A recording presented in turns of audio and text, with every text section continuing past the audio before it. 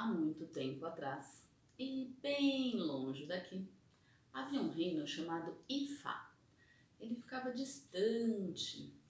Esse reino teve períodos muito abundantes. Ele tinha grandes colheitas, as pessoas trabalhavam e produziam muito, nasciam muitas crianças, havia muitos animais, alguns eles comiam, outros usavam para transporte. Era uma região em que não faltavam as coisas que todos precisavam. Porém, depois de algum tempo, surgiu uma visita maldita. Foi a morte que chegou e não tinha pressa de ir embora. Começou a ficar mais do que costumava ficar em outros reinos. Pois é, as pessoas começaram a ficar desesperadas, porque as colheitas não tinham mais aquela fertilidade toda. As pessoas foram adoecendo, passando mal. Os animais foram ficando magros, que você podia ver os ossos do lado deles. Vários começaram a morrer, tantos e tanto, que a região inteira ficou de cabelo em pé, desesperada. A morte continuava à espreita e dessa vez ela perseguia os fracos, os doentes, os mais velhos, todos que ela percebia que estavam frágeis. Era exatamente esses que ela buscava levar com ela. Depois de algum tempo, a região não parava de chorar. Haviam famílias lamentando seus mortos, casas vazias, plantações secas, animais mortos e as plantas secando também. Até que finalmente o rei resolveu mandar vários mensageiros para negociar com a morte. E queria que ela fosse embora, que ela desse uma trégua, que ela desistisse do seu plano maligno. A morte, quando fazia essas negociações, ela ria, escarrava ao mesmo tempo. Dizia logo para que todos desistissem porque ela ia levar um por um, ela não ia ter piedade de ninguém. Mas os mensageiros insistiram. E numa dessas ocasiões, depois de cuspir num deles, a morte avisou que ela poderia abrir uma exceção. Se alguém lá fizesse com que ela realizasse algo que ela não queria, aí sim essa pessoa podia pedir o que ela quisesse. Mas se ela não conseguisse, ela ia sofrer muito para ir embora junto com a morte. E ela não ia dar 2, 3, sei lá quantas oportunidades. Ela deixaria que uma pessoa tentasse isso, mas ninguém. Porém, a morte já tinha sido tão sanguinária, já tinha levado tanta gente, deixado a região tão fraca, as pessoas sentiam falta dos recursos. E elas morriam por qualquer coisa. Elas morriam por fome, elas morriam de amor, elas morriam de acidente, elas morriam de violência, de doença, mas especialmente morriam de fome. E nesse sufoco de faltar o básico, as pessoas estavam agressivas, elas se maltratavam. Nessa hora, todos ali se perguntavam: quem ia desafiar a morte? Quem ia tocá-la do vilarejo? Bem nessa hora em que muitos guerreiros que a região já teve estavam chorando no leito de morte. Quem poderia negociar com essa morte tão difícil de mudar de ideia e fazer outro plano? Nesse momento em que os diplomatas que eles admiravam tanto tinham também experiência, já tinham morrido. Havia amigos e mais amigos por todas as ruas chorando as suas perdas, o seu luto, as suas mortes. Depois de algum tempo, surgiu uma dupla corajosa. Eram os gêmeos Ibejis. Eles se chamavam Taió e Caiandé. Eles resolveram que eles iam ajudar. O vilarejo tinha que ter uma trégua, eles iam dar um jeito de resolver aquela história. Muitos ali diziam que eles eram a cara do adivinho Ifá, que deviam ser filho deles. Mas os gêmeos não se importavam, eles eram idênticos. A maior parte das pessoas não conseguia distinguir quem era quem. E eles adoravam andar juntos e tocar o seu mágico tambor. Com ele, elas foram caçando uma pista da morte. Queriam descobrir onde que estava aquela maldita. Foi quando eles viram alguns urubus voando perto da estrada. Pelo cheiro, eles já perceberam que a morte estava perto. Eles tiveram que amarrar lenços nos narizes, porque a morte tinha um cheiro que ela derrubava passarinho, de tão fedida. Os meninos se esconderam no mato e ficaram esperando para ver que lado que a morte ia. Ela foi chegando perto do arbusto, então os meninos perceberam que ela estava cantando. Era um canto patético, é verdade. Mas ela estava contente, afinal, o seu banquete estava repleto de vidas, animais, crianças, plantas que ela estava levando do vilarejo. Os meninos se arrepiaram e perceberam que ela, além de muito branca, ela era gelada. E que ela também tinha escamas numa pele que parecia que estava quebrando. Ela também tinha um cabelo todo desgrenhado. E eles viram ainda que na boca já não tinha mais dentes. Ela seguia com seu canto estranho, trazendo uma poeira, os urubus sobrevoavam. Um dos meninos foi logo se aprontando para sair do mato. Um menino saiu faceiro e ele foi logo tocando o seu tambor mágico.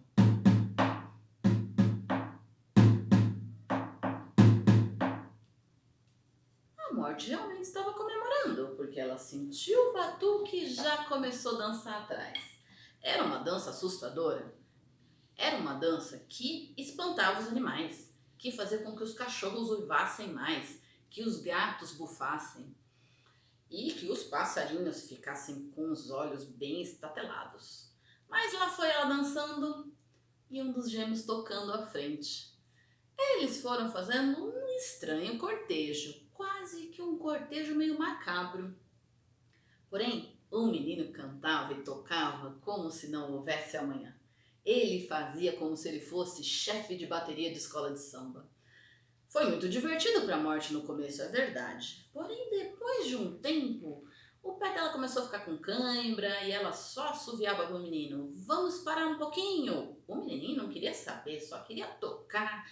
Ia com toda a animação, com aquele tambor mágico.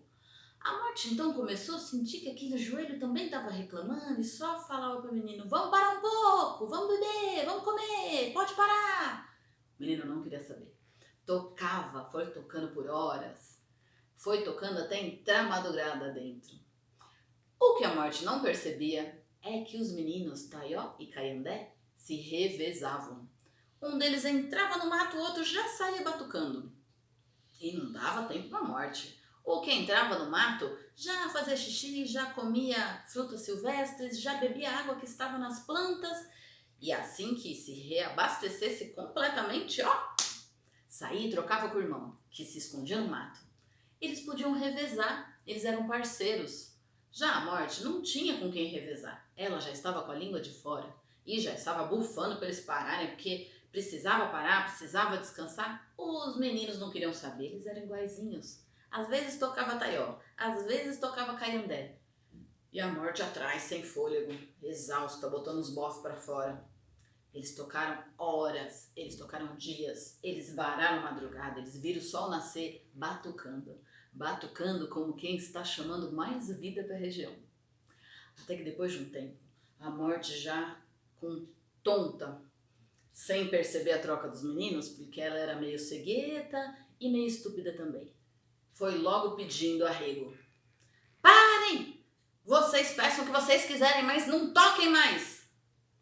O menino que estava à frente dela suspendeu o batuque por um momento, virou para trás e foi logo dizendo: "A gente quer que você vá embora do vilarejo e não leve mais ninguém daqui e nem nada." A Morte não teve jeito, ela foi escapando da estrada, foi afastando, somente as moscas acompanharam, porque ela tinha dançado tanto que no meio do caminho os próprios urubus pousaram nas árvores e desistiram de acompanhar.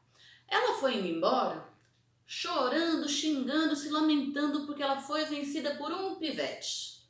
Mal sabia ela que tinha sido vencida por dois. Mas nessa hora ela já estava longe do povoado, distante do vilarejo. E os meninos finalmente puderam se juntar e voltar para Ifá, fazendo uma festa para dar a boa notícia.